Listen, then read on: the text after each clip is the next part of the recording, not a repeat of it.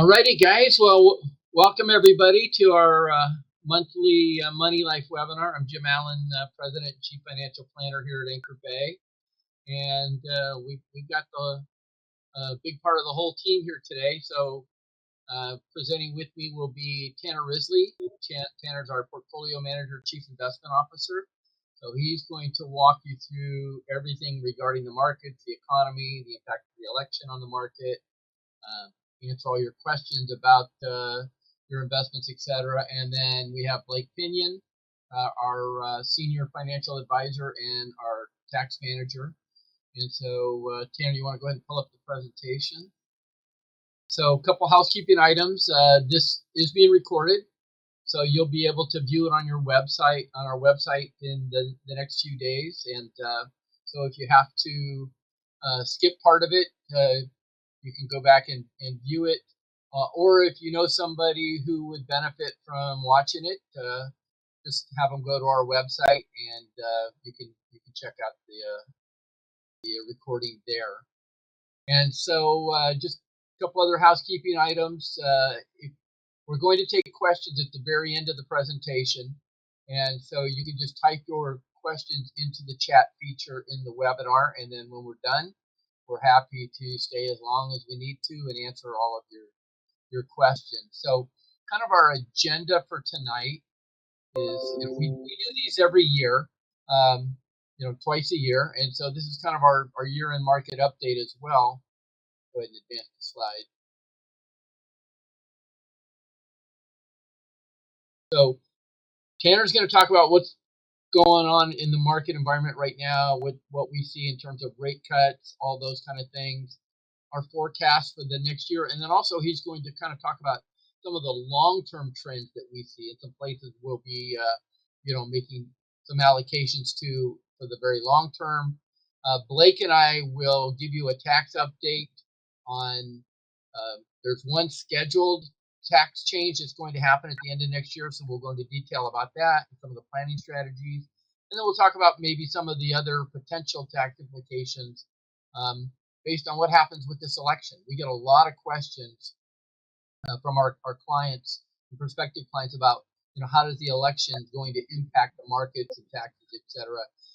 So we'll kind of go through what our thoughts are on all of this. Tanner will give you some data to kind of show you what it looks like, and then, like I said, we'll be happy to answer all of your questions. So with that, I'm going to go ahead and turn it over to Tanner and let him talk about the economic environment, the market forecast, etc. So take it away, Tanner. Thanks, Jim. All right, so I'm going to start off by somewhat setting the scene. As you can see, we've got a graph here that shows the S&P 500. So S&P 500 is the typical measure for the U.S. stock market.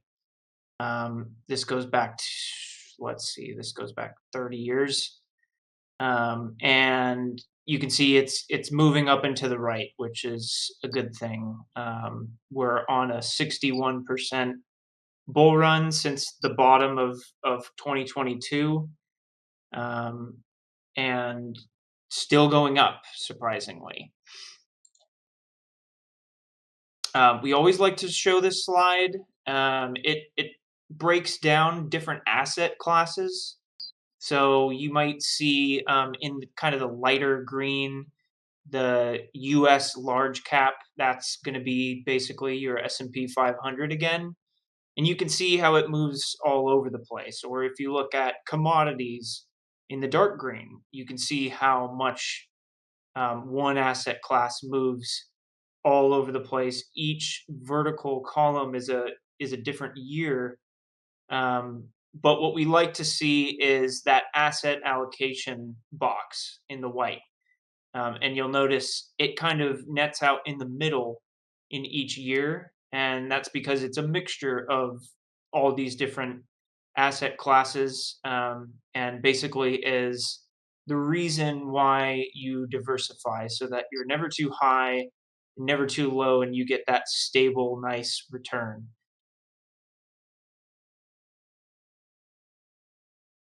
And before I jump into talking about the election and talking about where we are in the economy and the markets and what we're doing in the portfolios, just some of the things I've noticed when I'm listening to the news or clients have questions. Um, as you might expect, um, as you might expect, uh, the news wants to grab your headlines. It wants to give big headlines to grab your attention. Hold on one second. Let me make sure that I'm being heard okay here. One second. Hold on. Are we hearing me okay?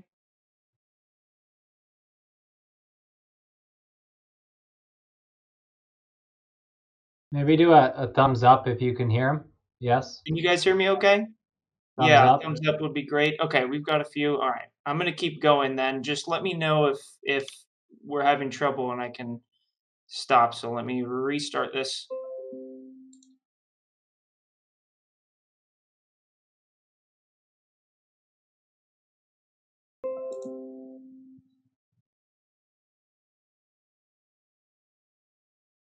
All right, lots of clicking.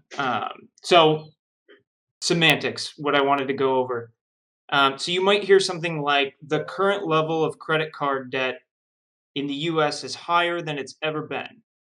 That might sound like a bad thing, and of course, high levels of credit card debt can be an indication that people are having trouble meeting their bills and paying things off in a timely manner. But you also have to remember that the economy is constantly growing and has never been bigger than it is today. So it's really not that surprising that the level of credit card debt today is higher than it's ever been because prices are higher than they've ever been, income is higher than it's ever been, and like I mentioned, the economy as a whole is higher than it's ever been. So you have to be careful when you're working in dollars as opposed to percentages. Now, if you hear something about the level of credit card debt has risen by a certain percentage over the last month, higher than it has in the last 20 years, something like that, that would be more worrisome to me than just seeing the total level being higher than it ever has been. Another thing that I've found interesting is the headlines run with the unemployment rate or with inflation about on by rounding to the nearest tenth. So you might hear something like the unemployment rate increased from 4.1 to 4.3, but that could actually mean only increasing from 4.14 to 4.25, because if you round those, that means it's going from 4.1 to 4.3, when in reality, it's only a 1.1 increase, or a 0.11 increase, sorry. So it makes it seem like a bigger deal than it actually is. And this was the case actually this last unemployment rate that was released. It looked like the rate went down from 4.3 to 4.2, which it did, but it was at 4.26 and it went down to 4.23. So it makes it seem like it's going down a tenth of a percent when only it went down 0.03%. So watch out for rounding. And that's true for all of these kind of economic indicators that we get. And the last one I want to mention is the stock market's at an all-time high, and that sounds great, and it is. We like all-time highs, of course, but just to remind you, the S&P 500 hit its 46th all-time high this year. So it happens quite frequently, especially well, only when we're in a bull run, but when the market's working like it is right now, and things are going good, all-time highs are actually quite frequent and almost expected. So, you might think, oh, all-time high, it must be time to sell. You could consider that, but there's more digging you should do before just going in and selling everything. So this is a graph showing the Fed funds rate. So the Fed setting their interest rates. You can see they were doing some hiking back from 2016 until we hit COVID. Then they dropped the rates, and then we did some really fast hiking in 2022 when we started having rampant inflation. We were up to 9% inflation. And that's been staved off because of the high interest rates, to the point where now the Fed is starting to shift its focus to unemployment rather than worrying so much about inflation. The Fed seems to think they've at least got inflation under control for now, and they want to focus on making sure that the employment market is steady. And therefore, we got our first rate cut. You can see it was a 50 basis point or 0.5% cut, with 2 meetings left to go in the year. So here's the Fed's projections, and I know there's a lot of boxes on here. So let me see if I can point out. I've got this laser pointer here. Hopefully you all can see it. Let's look in this area, the median. Median is referring to all of the Fed members. There's a number of them, and they vote on what they expect the interest rate, the unemployment, the inflation rate, GDP to be at the end of each of these years. So if we look in 2024, this rate right down here, 4.4, indicates that's where the Fed expects rates to be at the end of the year. So this would mean 2 more quarter basis point cuts, or 2 more 0.25 cuts, or it could mean 0.5% point cut and 1 hold. But they expect the rates to come down 0.5% from where we are right now. So that would be a whole percent this year. And then if you look to 2025, they expect a whole another percent next year. This is a big difference from what they projected in June, where they were expecting only 1 quarter basis point cut for the whole year. Now they're expecting a full percentage. The market has its own ideas, and the market fluctuates around quite a bit. Right now, the market's fairly in line, actually, with what the Fed is expecting. So that could, most likely, it'll look like a 25 basis point cut that would be November, and then another 25 basis point cut in December before we close out the year. There's other good metrics on here. The unemployment rate they expect at the end of the year is 4.4, and inflation they expect at 2.3. All right. And I love looking at this because it's a good illustration of what's happened with the S&P 500. So I mentioned earlier, and many of you know, that the S&P 500 is widely thought of as a measure for the U.S. stock market. Well, what's happened in the last few years is there's several stocks, NVIDIA, Apple, Microsoft, the big giant tech companies that you all know, have taken over such a large portion of the S&P 500 that the S&P 500 is basically being run by 7 companies, or what many call the Magnificent Seven. And so when those do well, the entire S&P does well, and then when those do poor, the entire S&P does poorly. So it's kind of becoming less and less, in our view, a good measure for the U.S. stock market, because it's basically measuring the performance of 7 companies. So we added in the equal weight S&P 500, which you can see hasn't performed as well, and that's mostly because those big tech companies have had a really good start to the year. You can see it really separated right here. The gap got really big, and then it started to squeeze down a little bit. They extended, and then the equal weight recently actually has been catching up a little bit. And so the equal weight is essentially, it's the same companies. It's just every single company gets the same amount of weighting. So each company gets 1/500th weighting in the index, whereas the S&P 500 is weighted by how large of a company you are. And because the likes of NVIDIA and Apple and Microsoft are so much bigger than even the 15th largest company, they take up such a big portion of that index. So I think it's important to keep this in mind when you're putting together a diversified portfolio. You're going to have exposure to all, well, not all 500, but more of the 500 companies rather than this index, which seems to be just measuring 7. Switching gears real quickly to fixed income. So this is what we call a yield curve. As you look on the bottom here, this talks about what type of maturity bond you're buying, and then on the left we have the yield. So if we look at the blue line here, that's as of Tuesday.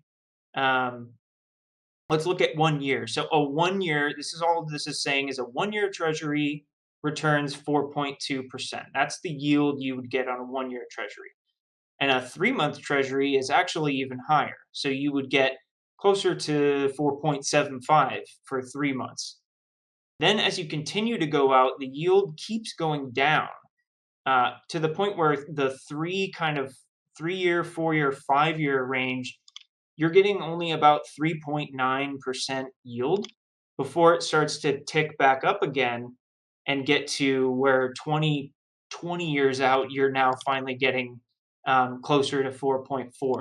So pretty odd, because normally you would expect the yield curve to go up and to the right. You would expect to get paid more if you're locking up your money for 10 years than if you were locking it up for 1. But because of where interest rates are and what's expected from the Fed, we have this inverse yield curve. And so what we're doing in our fixed income portfolios, and for those of you, which is most, that have a mixture of stocks and bonds, we're trying to pinpoint some of these on the short end where we can get paid with really good yields, but then maybe even taking some of this point on the long end where it actually increases and we can get some good yield again, and kind of avoiding what they call the belly of the curve where you're getting paid the least amount.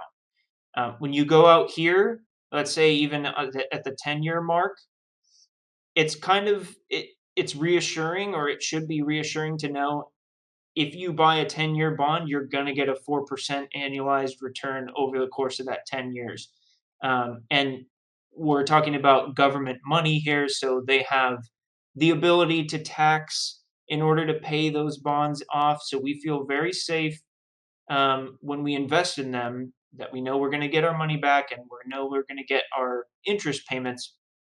And so locking it up at a 4% rate today might not seem great, but I just mentioned that the Fed's planning to cut rates pretty aggressively over the next 2 years. So locking something in now might be the best case scenario. All right. And so, kind of looking back at what we've done so far this year, you can see this chart. We have kind of an inflection point when the market kind of decided, okay, the Fed is now moved its sights to rate cuts, because we were hiking for a while. Then we kind of sat firm and the Fed didn't do anything, no hikes or no cuts. But after this June CPI was released and it came in lower than expected, and the Fed finally decided, okay, we think we've got inflation under control. It's still going up, but it's not going up as fast as it was. It's slowing down. So we're going to set our sights on rate cuts. Well, what do you do as an investor in a rate cutting environment? We went into these 3 sectors as basically overweights. So we still have allocations to tech, and we still have allocations to healthcare and energy and all the other sectors. We just decided to overweight these ones specifically. And the reasons why is when you get into a rate cutting environment, there's reasons for these sectors to perform better than they do average on an average year. If you think about REITs, we're talking about real estate here. Um, Lower mortgage rates means more buyers.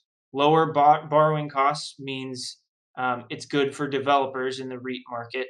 And the other thing is yields draw investors. So imagine if you are on a fixed income and you're looking to your portfolio for distributions for income, And you've been relying on these really high paying bonds, treasuries paying 5%, or even if you're in the CD market and you've got a 4.5% return on that.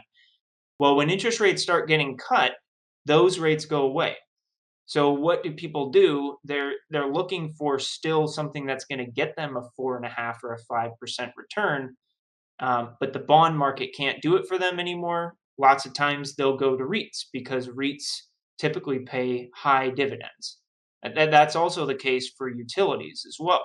Utilities, um, the mechanics of the stock, they're not very high growth, but they do tend to reward their shareholders by paying high dividends. So the same kind of phenomenon happens in the utilities sector where people move from fixed income when the yields go away to go get high dividends in utilities. Also, utility companies are heavy borrowers, so they benefit, the companies do themselves benefit from lower interest rates. It means higher profits for them because their borrowing costs just went down. And then financials, so banks and things like that, when rates go down, they obviously have less to pay out to us as the consumer. Um, when the Fed cuts rates, they cut the savings rates, the CD rates, and all the things that we were taking advantage of in the high rate market goes away, and yet their rates, the interest rate they charge on a credit card or on auto loans or things like that, those might move around a little bit, but they don't move as much as the rates that they pay out. And what naturally happens is their margins expand, and they have higher profits. And so we saw this coming in over the summer and decided to overweight these sectors. And you can see after that June CPI, here's how the sectors performed. And they all outperformed tech, which is kind of surprising because you'd think with the year tech is having, nothing is beating it. But after the midway point of the year, these sectors are, and that coincides with that equal weight S&P kind of catching up as well. And so here's kind of an example that we thought illustrates well how we try to implement trades and pick stocks and do things for our client portfolios. So this is an example of a trade, and with everything that we do at Anchor Bay, it's all investing is based on your objectives as the client. What's the financial plan say? Do we need to generate income? Do we have 20 years to retirement and so we can be fairly aggressive in our investment strategy? Or are we on the precipice of retirement and we need to be somewhat conservative? We can't afford to take huge losses at this time because you're going to need to live off this money in less than a year. Those are all the things that determine the strategy that we put together, and we have all kinds of different strategies for all these different types of clients, planning scenarios, and so on. So this is an example of our what we call our high yield dividend strategy, and this is for clients who are actively taking income from their portfolio. So we're trying to generate interest and dividends that we can send out to these clients. Maybe they're in retirement or they're needing to withdraw from their portfolio for some reason or another. We're trying to generate the income without having to actually sell stocks in order to get them those distributions. If we can get it from just dividends and interest, we actually don't have to sell anything. And so this is an example of what we saw with Ally Bank. They're a financial company that we added. You can see right around that time that I mentioned where we increased our allocation to financials. So we bought some shares here with a yield of 4.3. We like to dollar cost average in. So we bought basically a portion here and then a portion looks like a little bit like a month and a half later. And that this one was slightly higher, and then the stock kind of traded down a little bit, and so we got even a little more when it was down here at $24. And so the yield down here was at 5%. So we locked in probably an overall yield of something like 4.8%. And then the stock really did well because of the things I mentioned earlier in the rate scenarios, and Ally Bank specifically doing well above what the average financial was doing, to the point where the stock has gone up so much. Dividends, the company is still paying the same dollar amount of dividend. So when you look at the yield or the income that they're actually generating from this stock, as the stock increased, the yield actually goes down. So once it got to a certain point, and in fact, up here, it was all the way at only at 2.8%. So remember, we bought it at a 5% yield down here. We rode it up, and then we said, you know what, we're looking for more than 2.8%. And so even though this company may or may not be in a good position going forward, we think that there's a different opportunity out there that we can get a better yield from. And so at this point, we decided to trim it back. And then at this point, we decided to take it out completely because it was not meeting our yield requirement. And that natural kind of rebalancing helped us stave off this drop that happened later. So you can see not only did we generate a 5% yield over the course of this time, but we were able to get it for probably an average of $27, $28 a share and sell it at $40, $41 a share plus the 5% yield. Another quick example. This company is a utility company called Constellation Energy. They actually focus on nuclear energy, which has been pretty hot in the headlines recently, and that's why you see this jump. We felt like introducing this company because we felt like it had high growth prospects at the time. So this was introduced to what we call our growth strategy, and this is for people who have a high concentration in stocks. They have a long time horizon and can withstand some ups and downs in the market.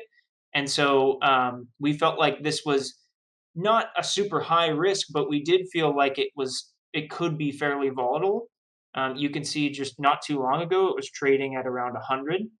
And so we bought it at 195, and then subsequently there was a nice little run and then a big jump when nuclear was in the headlines. I think this was specifically an announcement of them partnering with a major company, and so it's now trading at around the 266 level. So those are just examples of what we're doing on a day-to-day basis in our portfolios on behalf of all of you, our clients. Wanted to talk briefly about what are our long-term investable themes. So I'm going to talk a little bit later about the election and our short-term views, but where are we putting money for the long term? Well, over the next decade, you can expect about $1.5 trillion of government spending. The areas that's going to be spent in is going to vary, and it's going to vary depending on who's in office. But for the most part, we know that in infrastructure and construction and tech and semiconductors are going to be a focus for basically whoever is in office. And so these things are kind of in the back of our minds when we're doing any kind of investing. Aging population is another phenomenon that is obviously talked about a lot with the baby boomers aging, and so taking advantage of different types of investments that are catered to an aging population is important and is something that we pay attention to as well. Transfer of wealth, healthcare needs, and need for like healthcare and living facilities. You'll see sprinkled throughout our portfolios. And then lastly, the grid and electric vehicles, industrial electrification, expanding data centers, renewable energy integration. These are things that we're keeping in mind for the long term.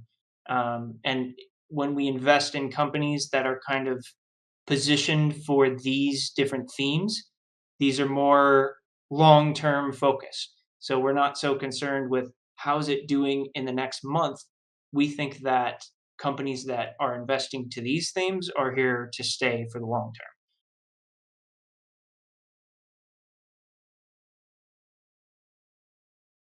All Okay, right, so Jim, I'm I'm going going to to pass talk it a back to you. little. Yeah, I'm going to talk a little bit about the election, and then Tanner will kind of show you some data. So, we've been getting this question a lot. Like, we're in the midst of all our year-end client reviews, and the question comes up pretty much daily. It's like, okay, what's going to happen to the markets after the election?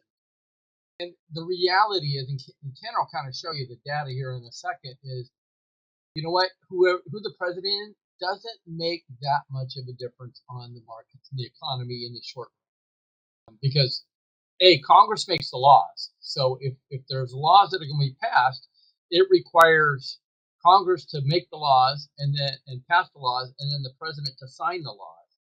And so if anything happens, and sometimes gridlock and inaction is the best thing for the markets. I think Ken will show you some of that.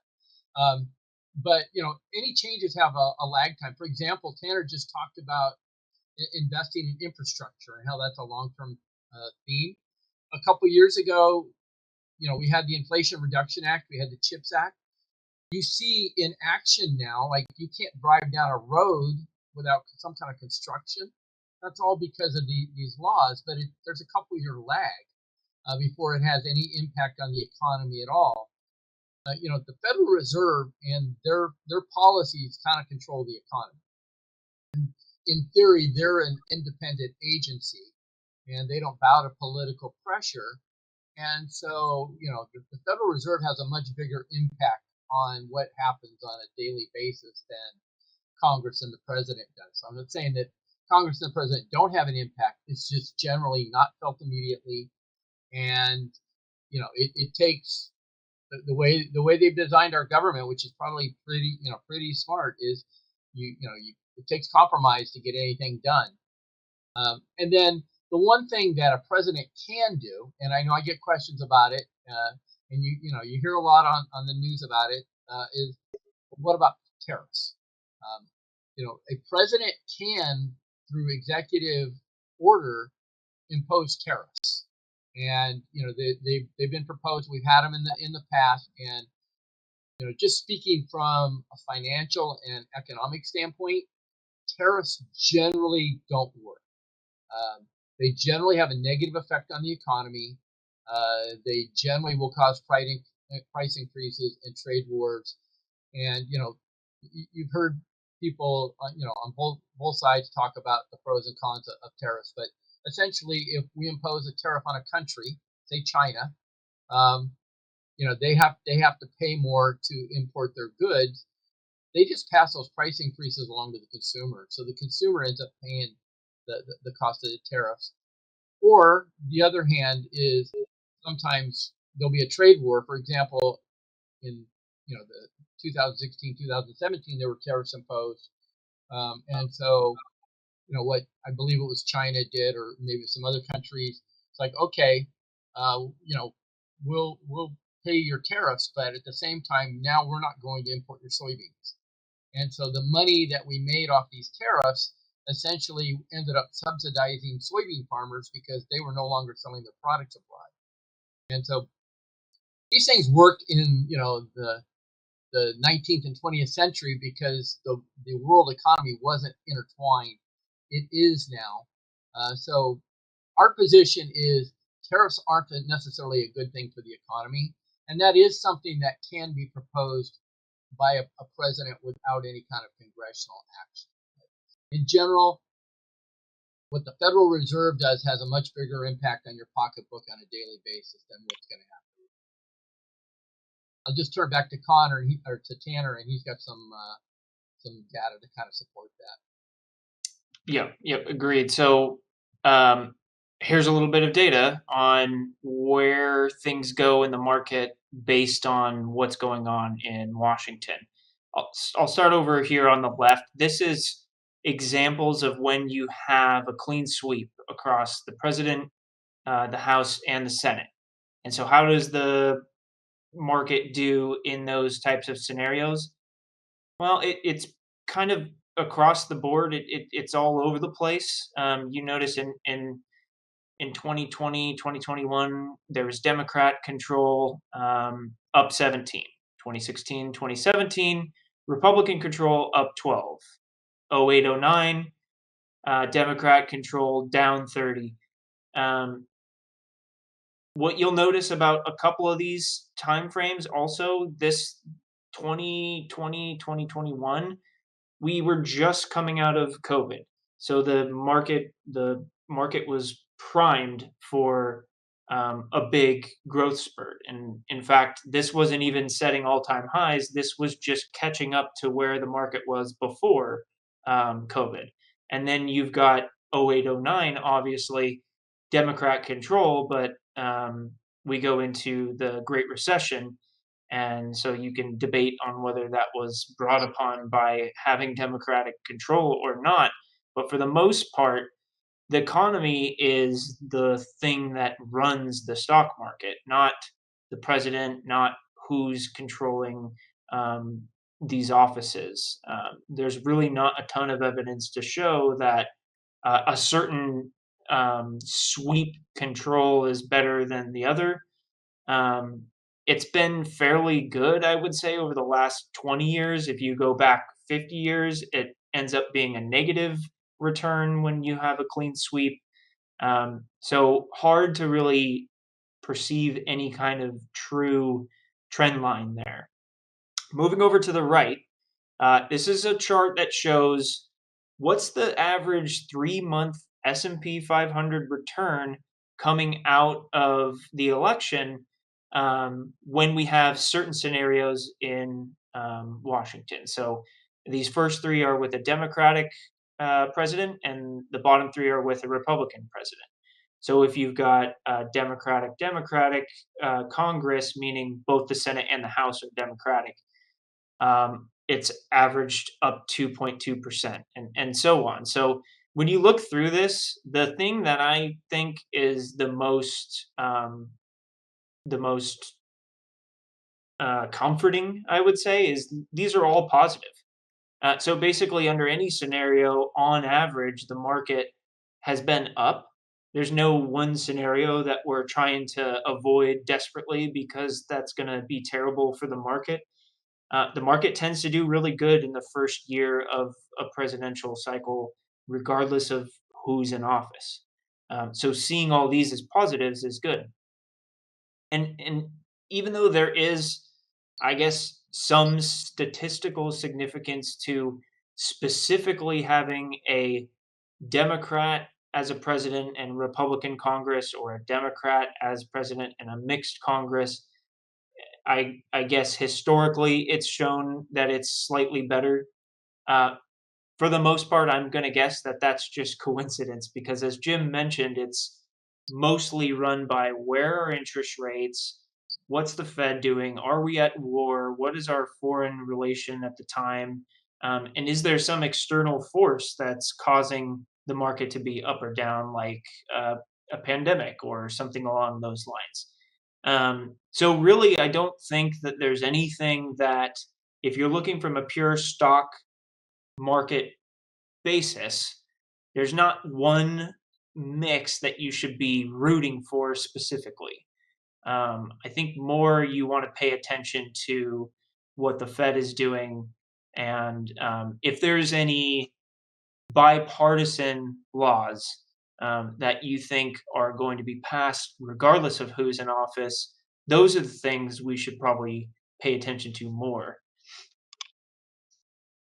So I'm going to finish up my part here by talking about where are we headed with our portfolios at Anchor Bay. Um, Time to take our profits and run after a huge last couple years in the market. Um, we don't need to run, but we are going to trim back our stock allocation. The S&P is up 22.5%, and that's the market weighted one with the high allocations to the tech companies. Dow up 14%. Regardless, it's been a great year. And last year also been a great year. So coming off the back of almost 2 years of outperformance, and we have an upcoming election in the next month and a half, um, we feel it's prudent to start trimming back our stock allocation and taking some of those profits. We've let our equity position run a little bit to the point where we were overweighting stocks for most of this year, and that served us really well. At this point, we feel it might be a little bit greedy to continue that, and so we're going to be lowering our equities, not selling out completely, but just taking profits in some of the things that have really run up high. And then we're going to use those proceeds to buy into fixed income. Fixed income is in a good position right now with us on the precipice of more rate cuts. If you think about the way bonds work, bond prices go up when interest rates go down. Why would that be the case? Imagine if you bought a treasury today. So, a treasury is just a bond issued by the US government, and that treasury is going to get you 4%. Well, let's say 6 months from now, the Fed has cut interest rates by a whole 1%. So now the new treasuries are being issued at 3%. Well, you're still holding the one that's 4%. The new ones are coming out at 3%. It's the same issuer, so the risk is the same. Everyone in the market is going to be looking at your 4% saying, I want that one. I want the one that's paying 4%, and the price on the 3% will be lower, and the price on the 4% will go up due to the demand of that higher interest rate that you locked in before rates were cut. So that strategy is what we're trying to employ in the portfolios. We're anticipating rate cuts. So we're going to try to lock in some of these rates now because we think that it might be a while before we see rates like this again. These rate cutting environments tend to go for a while. So we're happy to kind of lock in rates that we're seeing today, knowing that even the Fed is telling us it's going to cut 1.5% in the next year by the end of basically 2025. Um, the last caveat I'll mention, and as I mentioned before, um, every one of our clients has different objectives, and we have all kinds of different investment strategies.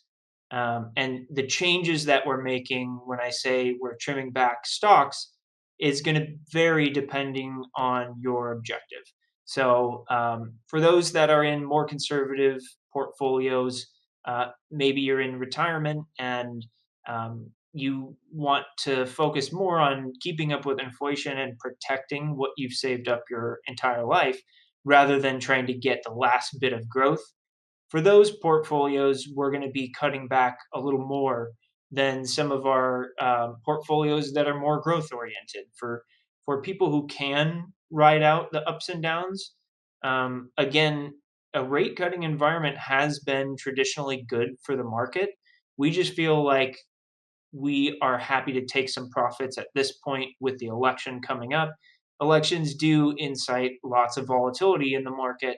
But for our growth clients, we might keep the equity allocation a little bit higher because we do feel like in the long run, it's going to pay off for them. We don't need those types of clients, those people who have objectives for long term growth can ride out whatever kind of choppiness we have in the next several months with the election coming up. So that's a little bit about where we're going. And if anybody has questions about that or anything with the economy, the markets, feel free to put it in the chat and we can go over it at the end of the presentation.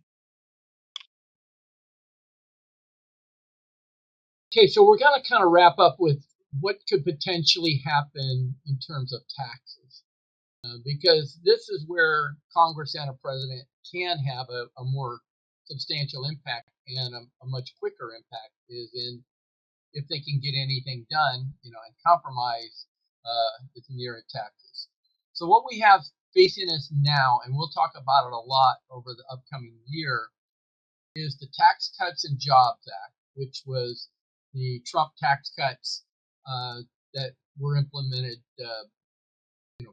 back when he first became president, are set to sunset at the end of 2025. So what does it mean by sunset? Is there wasn't enough consensus around these tax cuts so that they could be made permanent. And so when you don't have a consensus, or I believe it's a 60% majority, then the laws will sunset after a period of time. So this tax law will sunset at the end of 2025. And so either Congress is going to change it to something new. It may get extended out. They may just kick the can down the road. They've done that a few times. Or it may just sunset and we'll revert back to the old rules. So what would that mean if we revert back? So right now, the top marginal tax bracket is 37%.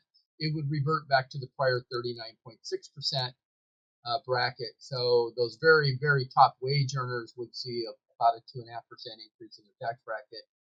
One that I think would be a positive, and certainly for our California clients, is the SALT reduction. So right now, there's state and local taxes. So that's your property tax, your California income tax, your all your DMV fees, all that stuff. You are limited to $10,000 as a maximum deduction.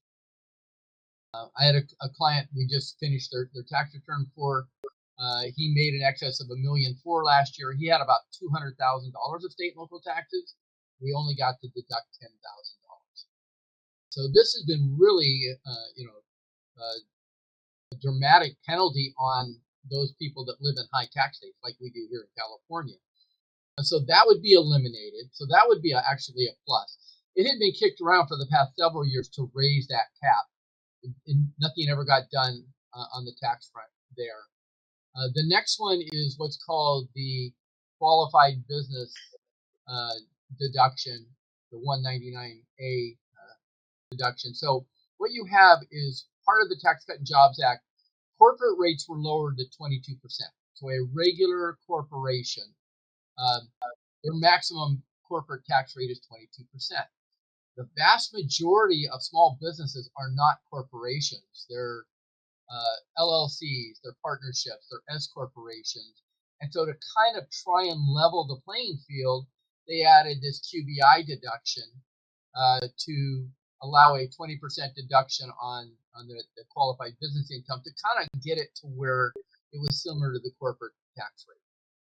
It doesn't quite work that way, and there's penalties for certain businesses, etc. But that would be eliminated. However, the 22% corporate tax rate would not change. So corporations would get to continue with their lower tax rate. Other small businesses would lose their QBI, and they'd be at a penalty. The standard deduction was also doubled back when TCJA was implemented. It would go back to just a standard deduction. So what that means is when they increased the standard deduction and they capped SALT at 10,000, a lot of people just didn't itemize anymore.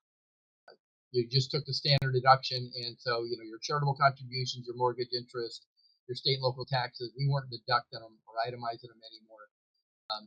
With the standard deduction being reduced and the SALT cap going away, we'll go back to itemizing more deductions. So it may be a plus or a minus. Again, it depends on what your itemized deductions are.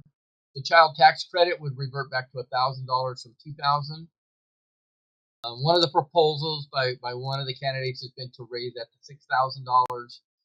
Again, that will take Congress and a president signing that for that to happen. The other biggie that I think you're going to hear a lot of talk about is the estate tax exemption. So what you have right now, each person has roughly a $13.5 million estate tax exemption. So for a married couple, unless you're worth more than $27 million, then you don't have to worry about paying the estate tax. That exemption is scheduled to sunset, and it will revert back to 6 million index for inflation. So it'll go back to the old rule. So essentially what we're looking at is a single person around 7 million, a married couple around 14 million. And so, if you're around those thresholds, then one of the things, we need to focus on is going back to estate tax planning, which we haven't really had to deal with much over the last several years. And so Blake's going to kind of talk about some of the strategies we could maybe use anticipating these changes. But let me just go ahead and advance the slide, Tanner. Let me just kind of show you what it's going to look like with the tax bracket. So those of you in the lower tax bracket, the 10 and 15%, no change at all. The 22% bracket would change to 25. The 24 would change to 28, so that's the biggest jump. 33 changes to 35, and like I said before, 37 goes to 39.6. Capital gains, which is either 0 or 15 or 20 or potentially 18.8 or 23.8, those rates do not change. And the net investment income tax, the NII tax of 3.8% also doesn't change. But so it's very likely if Congress doesn't do anything next year, or this doesn't get extended, then many of you potentially see a tax increase for 2026. So Blake's going to kind of talk about some of the strategies we want to look at, maybe anticipating that if the sunset occurs, the rates are for sure going up, but they very well could go up anyway because tax laws seem to change about every 4.5 years anymore. So Blake's going to take over and kind of talk about some of the planning strategies we'll be looking at for you for next year. Yeah, thanks, Jim. And I want to emphasize one thing that he said is this is to be determined, right? It's going to depend on what happens with the election, who's voted into office. So you can definitely expect that this is not going to be the first time you're going to hear us talk about the expiration of the Tax Cuts and Jobs Act. We plan on talking about this a lot more in 2025, but we wanted to give you a teaser today. So as far as strategies for 2025 that we can think about implementing for your financial plan, the first one is incorporating tax managed solutions such as asset location, tax location, and tax loss harvesting. Now, asset location is just a fancy word for being intentional with which types of investments we're going to put in which types of accounts, right? So for example, we want to put the tax unfriendly investments, such as your bonds that have interest income, which is taxed at 100% ordinary income, in an individual retirement account to have it grow slower, and especially since it's tax deferred. Whereas we want to put the more tax advantageous investments, such as your stocks that receive capital gain treatment, in a brokerage account. So when Tanner is managing your investment portfolio, we're being intentional with the types of investments we're going to put in your portfolio as a whole. Now, when it comes to tax location, I like to think about this in the 3 different tax buckets. So if you're retired, then you probably already have a designed retirement income plan from us, or if you're not yet retired, then we'd be looking to design a tax efficient retirement income plan. Given the fact that tax rates are expected to increase in 2025, we might want to switch up how we're taking withdrawals from your available distribution sources. Notably, since tax rates are lower in 2025 compared to 2026, if things Tax Cuts and Jobs Act expires as planned, then we'd be looking to take distributions from the IRA in 2025 and may put more of an emphasis on the Roth and the brokerage account in 2026 and beyond. And then finally, when it comes to tax loss harvesting, this is the strategy that we use to use capital losses to offset capital gains. So what we'd be looking to do here is in 2026 and beyond, we would place a heavier emphasis on using capital losses to offset capital gains.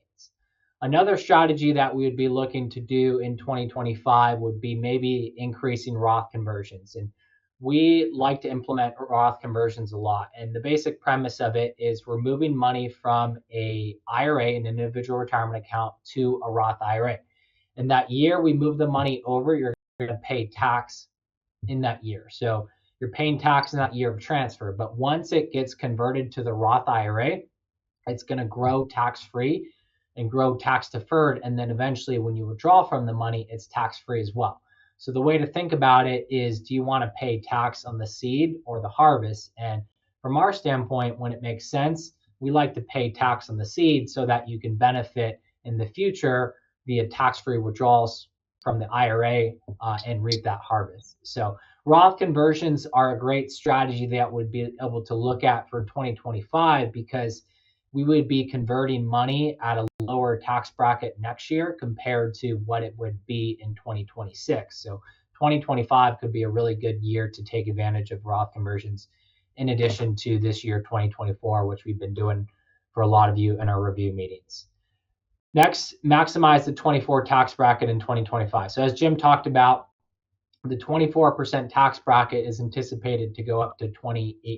So in 2024 and 2025, we might want to look towards maximizing that bracket. So how can we capture income in that 24% rate, whether that be selling stocks or doing Roth conversions or other income recognition techniques where we're taking advantage of that lower tax rate in anticipation of it going up to 28% in 2026. And then as far as deduction bunching, so as Jim talked about a couple slides ago, if the Tax Cuts and Jobs Act expires starting in 2026, a lot more people are going to be itemizing their deductions, right? So they're going to be taking their mortgage interest, their state and local property taxes, their charitable contributions, etc. The bunching strategy says, let's be intentional about the years that we're contributing to charity if we want to be tax conscious about it. So what a bunching strategy could look like is if you're someone that regularly gives to charity, say like 5,000 or so a year, and you're on that cusp between taking the standard deduction or itemizing your deductions, then if we know you're going to be itemizing your deductions in 2026 due to the expiration of the Tax Cuts and Jobs Act, maybe it makes sense to not do those charitable contributions in 2025 and double them for 2026 because that's going to maximize or double down on your tax benefit. So again, the whole thought process is take advantage of your standard deduction in 2025 while it's higher because you're probably going to be itemizing deductions if you live in California and you have a home in 2026. And then gifting, so this applies for those that are relatively close to that estate tax exemption. If it reverts back to that $6 million figure in 2026, right? So if you're in that cusp based on your assets, it could make sense to gift up to the annual exclusion amount each year and reduce your taxable estate so you don't subject yourself or your heirs to a 40% estate tax. And then, as Jim talked about, just reevaluating your estate plan. So is your current trust and your current estate plan aligned with where we're at in the estate tax exemption thresholds? Or do we have to make changes knowing that the lifetime estate tax exemption is going to drop from 13 million to 6 million adjusted for inflation? So that's a little bit about the strategies we're thinking about for 2025. And of course, we'll be talking about this more. So we have a couple minutes left. We can open it up for questions here. And so we had one question. When will this session be posted? Probably in 3 or 4 days. I would say maybe by Monday of next week it'll be posted, so you'll be able to view it on our website. So you just go to anchorbaycapital.com and there's a events tab. You click on the events tab, it'll say Money Life Webinars or Money Life Library, and you'll be able to view the presentation there. You're able to view many of our past presentations as well, so you can go there. So we had a question: isn't 4% close to perfect? I would assume maybe we're talking about bond yields. I think that was in reference to unemployment. Unemployment, yeah. Yeah, and the answer is, well, it's not. It is close, actually. 4% is almost what the Fed is targeting. So I can actually go back to one of our early slides here, and the Fed actually shows you what their long-term target is for inflation, for the Fed's funds rate, and for unemployment. So if you look at this right here, I'll get my laser pointer out. This long run number says that the Fed is actually targeting a 4.2% rate of unemployment. And it's correct that the Fed doesn't expect us to have zero unemployment. and they actually feel it's healthy that we have some level of unemployment. Um, and so 4.2 is actually the rate that they are kind of targeting in a sense. So I think that that question was in reference to unemployment, and if it is, nothing's perfect, but 4.2 is at least what the Fed is targeting. Yeah. And then we had a question: what's the approximate income for these brackets? So I could tell you what it is for 2024. So the 22% bracket is 80 for a married couple. These are just the married couple numbers. These are the only ones I know off the top of my head. 89,000 to 190,000 of taxable income, and then the 24% bracket, which is the one that's going to take the big jump, that goes from 190,000 to 364 for a married couple.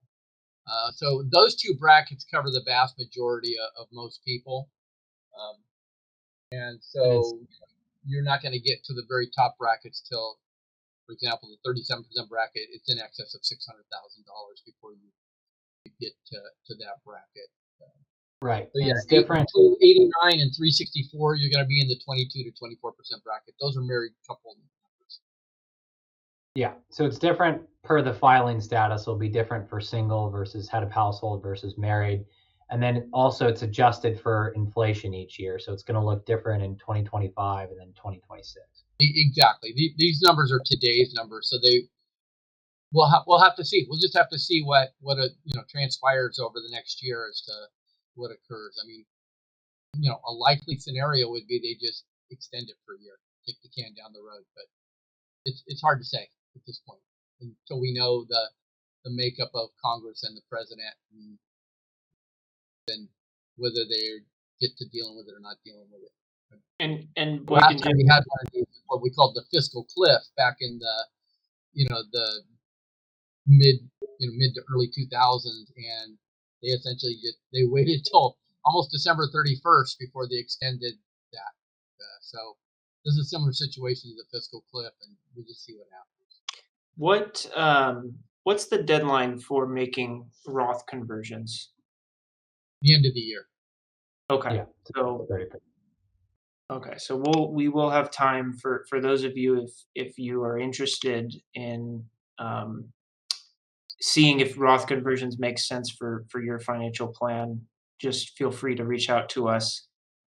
If you don't have a Roth account, we'll need to get one open. So getting that process started sooner rather than later is probably a good idea if we're going to try to make any before the year's over. Right. And we're going through our year-end reviews. This is something we're always looking at. We're running tax projections to see if it makes sense to do a conversion this year and how much to convert to kind of keep you in the same tax bracket that maximize that 24% tax bracket. So there is a 5-year window on the Roth to get qualified distribution. So a lot of times we'll just get the Roth open to start that 5-year window clock ticking, even if we don't necessarily do conversions for a year or two. Yep. I don't see any other questions. Any other questions? Yep, this will be recorded, so.